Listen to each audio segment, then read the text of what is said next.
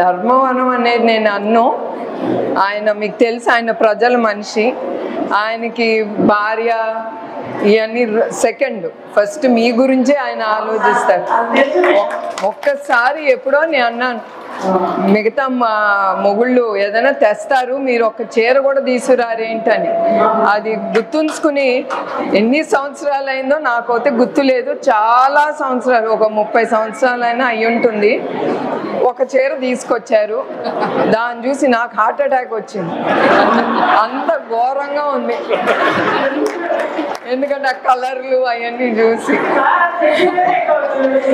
So నేను అది మాత్రం సంతోషించాను. ఆయన ఎట్లయినా నా మొగుడు నాకు ఒక చీర తెచ్చారని అది బీరువాలో పెట్టి జాగ్రత్తగా దాచుకున్నాను.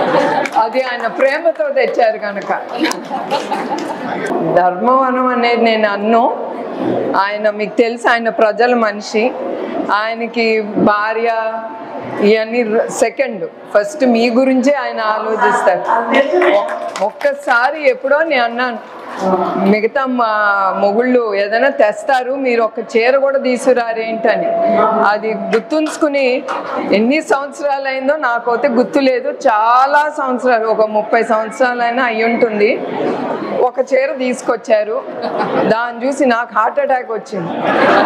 అంత ఘోరంగా ఉంది, ఎందుకంటే ఆ కలర్లు అవన్నీ చూసి. సో నేను అది మాత్రం సంతోషించాను. ఆయన ఎట్లయినా నా మొగుడు నాకు ఒక చీర తెచ్చారని అది బీరువాలో పెట్టి జాగ్రత్తగా దాచుకున్నాను. అది ఆయన ప్రేమతో తెచ్చారు కనుక. ధర్మవనం అనేది నేను అన్ను. ఆయన మీకు తెలుసు, ఆయన ప్రజల మనిషి. ఆయనకి భార్య ఇవన్నీ సెకండ్, ఫస్ట్ మీ గురించే ఆయన ఆలోచిస్తారు. ఒక్కసారి ఎప్పుడో నేను అన్నాను, మిగతా మా మొగుళ్ళు ఏదైనా తెస్తారు, మీరు ఒక చీర కూడా తీసుకురారేంటని. అది గుర్తుంచుకుని ఎన్ని సంవత్సరాలు అయిందో నాకైతే గుర్తు లేదు, చాలా సంవత్సరాలు, ఒక 30 సంవత్సరాలైనా అయి ఉంటుంది. ఒక చీర తీసుకొచ్చారు, దాన్ని చూసి నాకు హార్ట్ అటాక్ వచ్చింది. అంత ఘోరంగా ఉంది, ఎందుకంటే ఆ కలర్లు అవన్నీ చూసి.